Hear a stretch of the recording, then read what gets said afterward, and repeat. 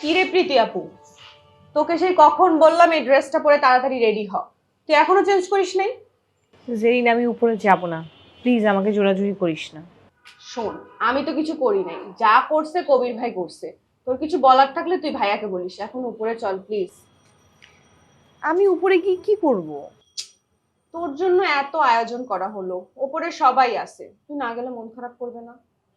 আচ্ছা, সবাই কি উপরে থাকবে? মানে সবাই এটা জানে?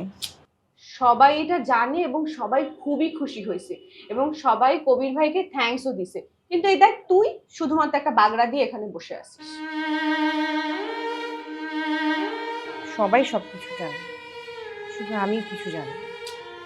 আরে বাবা, এটা তো তোকে সারপ্রাইজ দেওয়ার জন্য করা হয়েছে, এই জন্য আমরা তোকে বলি নাই তোকে সারপ্রাইজ দিব না। এখন সবকিছু একদম সুন্দর মতো হয়ে গেছে, তাই তোকে নিতে আসলাম। চল আপু, প্লিজ তাড়াতাড়ি রেডি হয়ে নে না প্লিজ। আচ্ছা ঠিক আছে, তুই যে, আমি রেডি হয়ে আসছি। আচ্ছা ঠিক আছে, রেডি হয়ে আয়।